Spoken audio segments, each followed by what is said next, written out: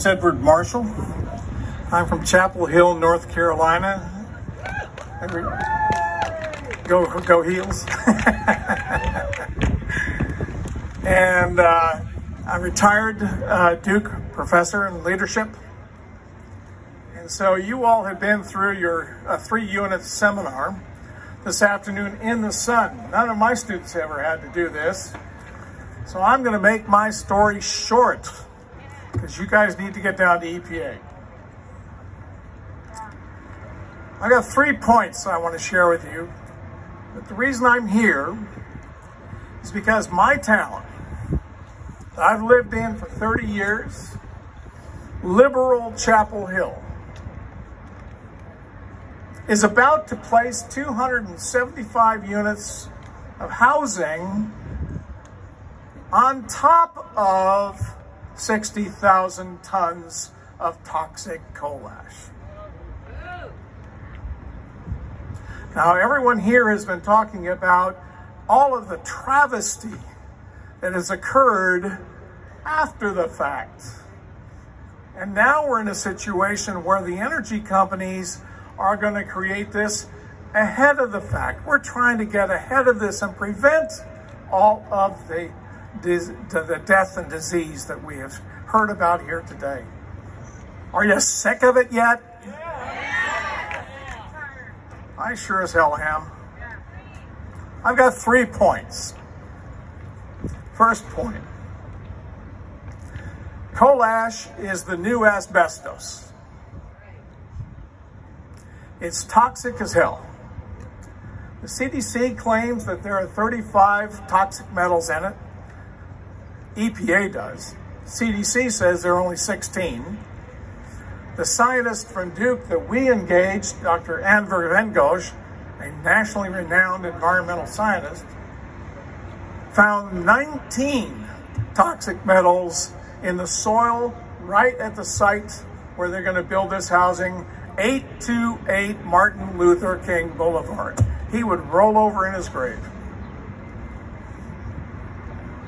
What's in it? Arsenic, mercury, lead, lithium, strontium, boron, radium-226, radium-228, and I could go on. What does it do to us? It causes cancer. The ingredients cause cancer. Because we haven't got the science yet, right? Because EPA, that we asked yesterday to fund it, isn't funding it.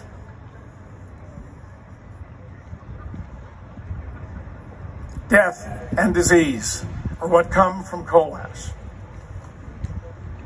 And each year, our private energy companies produce 140 million tons of this crap. 140 million tons every year. And where are they going to put it? Well, they've got 1,400 different sites in 45 states all over this country, in dry landfills and in wet ponds, where they store this stuff and then it spills. Or it goes into fly ash and spins around in dust clouds. There are coal ash spills that have occurred ever since 1967. Clinch River, Virginia, 490,000 cubic meters went into that river. Cartersville, Georgia in 2002. Kingston, Tennessee in 2008. 1 billion gallons of this stuff went into 3 different rivers. Shame on you, Congress. Shame on you, Congress. For you have been captured by the energy companies. You have failed to demand that coal ash be classified as a hazardous waste. That lets them do whatever they damn well please. Shame on you, EPA. Shame on you, EPA, for you have failed to do your job. You've evaded and avoided this issue You've shifted the responsibility to the states, and oh my God, what happens in our state is a travesty. 3 weeks ago, we had a call with Region 4 EPA. They'll listen if you can get their attention, but then they hide behind bureaucratic and strict interpretations of the law.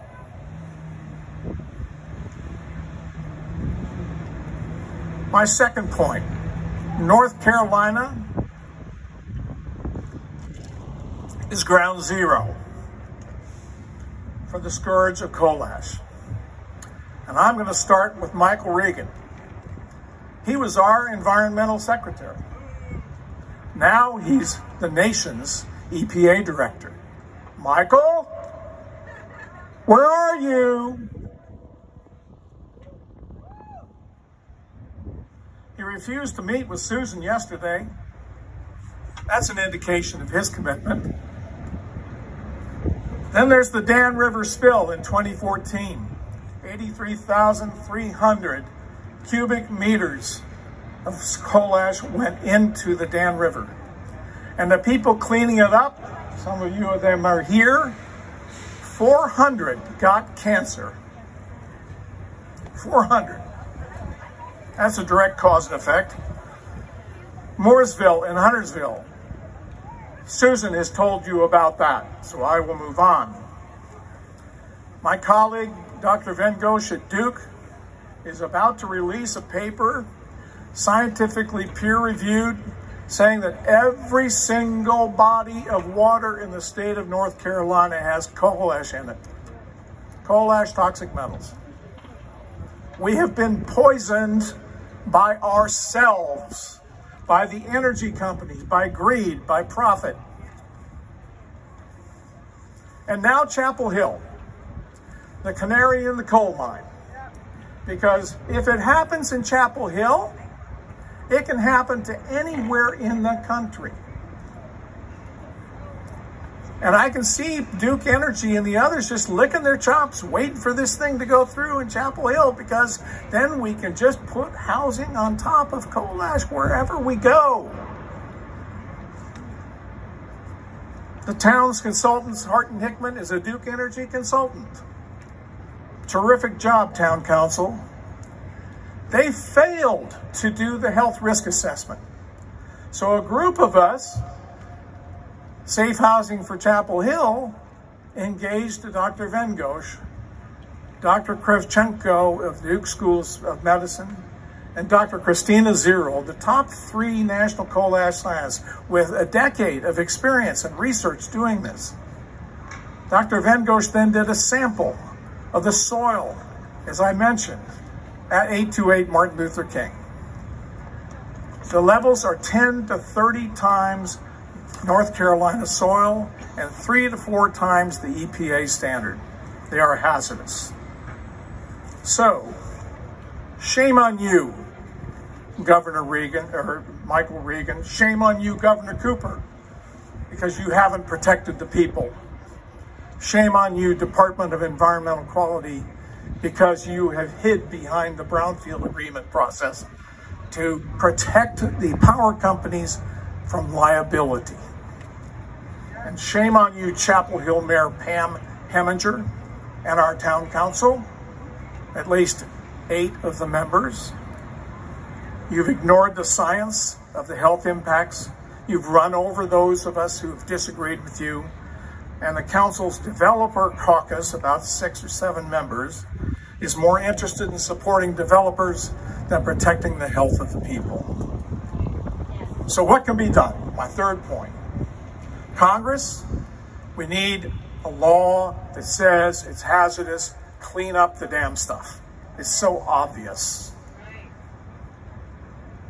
Governor Cooper, make clean water and soil the priority of your government. Chapel Hill, remove all the damn coal ash before you build anything. We're not opposed to the building, we're opposed to the coal ash. So at the end of the day, my friends, it's up to us, we the people. I've heard that here today. I am so happy to hear that. It's up to us. We got to demonstrate, we got to march, we got to vote for people who will put the interests and health of the people over the interests of the corporations. Thank you very much. Thank you.